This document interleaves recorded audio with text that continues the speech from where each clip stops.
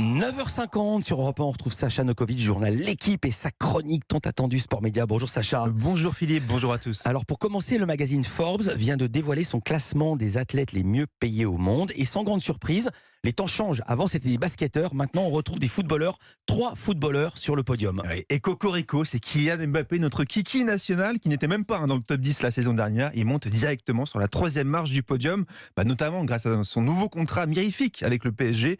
Kiki aurait touché, tout revenu confondu, 120 millions de dollars, soit près de 110 millions d'euros sur l'année. Et tout ça à seulement 24 ans. Moi, tu me parles pas d'âge. Tu parles peut-être quand je suis pas là, mais quand je suis là, tu me parles jamais d'âge. Ok Kylian, on ne parle pas d'âge. Ça rigole pas. Eh non, il rigole c'est pas. clair au moins. Ouais. Bon, allez, on précise quand même la petite méthodologie de ce classement. C'est évidemment le salaire payé par le club, mais aussi tous les revenus générés par les contrats publicitaires, bien sûr. Et précision importante, car le sportif le mieux payé au monde cette saison a touché quasiment 2 fois plus grâce à son image que par ses performances sur le terrain. Et il s'agit de, vous l'avez, j'en suis sûr. Je l'ai moi, Cristiano Ronaldo. Bien sûr, cri d'amour, 136 millions de dollars, un record pour un footballeur, notamment grâce à sa machine à cash. Vous savez, c'est 850 millions d'abonnés sur les réseaux sociaux. C'est presque autant que vous, Philippe Vandel. Tu parles, mais 850 millions d'abonnés, je crois qu'il est numéro 1 du classement. Il est devant les stars, même devant les Kim Kardashian, devant Trump, devant tout ça. Devant c'est lui le numéro 1. Bieber, c'est lui. Et c'est le faire fructifier, bien sûr, avec des partenariats. Ça, on a compris qu'il savait le faire fructifier. Bon, le montant global, évidemment, boosté par les différents contrats qu'il a aussi signés depuis l'hiver dernier en Arabie Saoudite et depuis son transfert avec le club d'Al Nasser. Et il succède à la première place du classement Forbes à Lionel Messi, l'Argentin champion du monde, dont les gains n'ont pas évolué, mais ça fait quand même 120 millions d'euros pour lui sur l'année, dont 30 millions de contrats avec le ministère du tourisme saoudien. Messi, il est deuxième donc.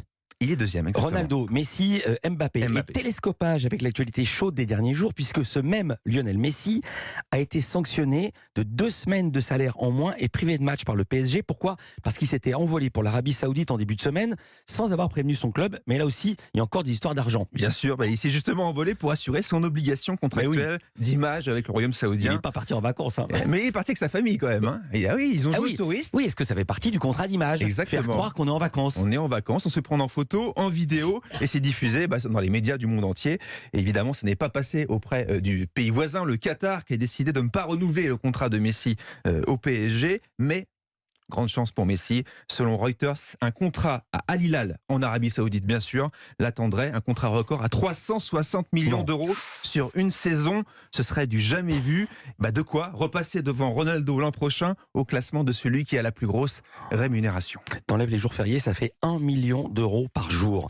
On reste dans le foot, mais ça aussi c'est du jamais vu. Sacha, vous demandez à toute la France, c'est quoi cette hérésie de supporter le club anglais de West Ham jeudi prochain en demi-finale de la Ligue Europa Conférence. Expliquez-moi. Absolument, je le demande à vous, je le demande à Valérie, je le demande à tous les auditeurs d'Europe 1. Supportons West Ham, ce club anglais, face au club néerlandais d'Alkmaar, pour une bonne raison. La France a peur.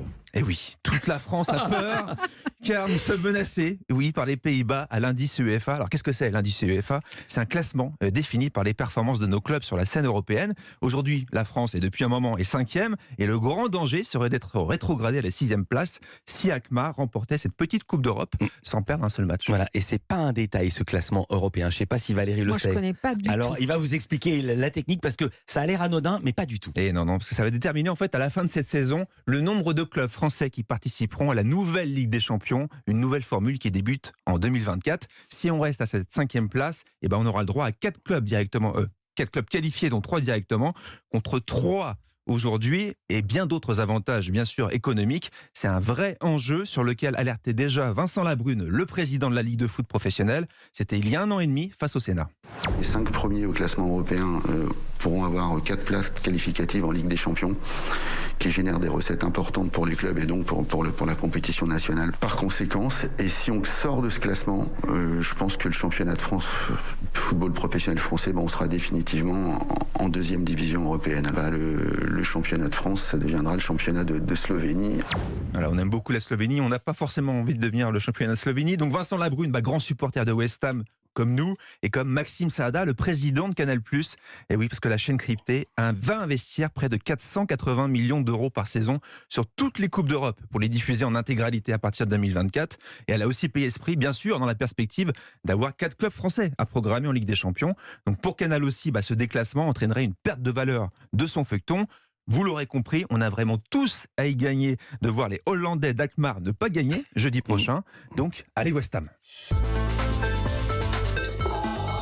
Et pour finir, Sacha Nokovic, je voulais nous parler d'un programme 24 heures de boulot de la consultante foot de Canal+, leur boulot, ancienne joueuse.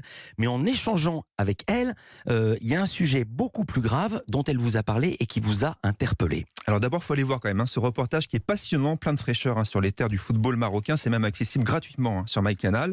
Mais c'est vrai que leur boulot, elle est connue avant tout pour analyser les performances des équipes dans des émissions comme le Canal Football Club. Et justement, pour la première fois cette année, l'ancienne joueuse du PSG a subi des insultes extrêmement violentes et même reçu des menaces de mort sur les réseaux sociaux pour une seule raison, avoir émis des doutes en début de saison sur le recrutement par l'OM de l'attaquant chilien Alexis Sanchez.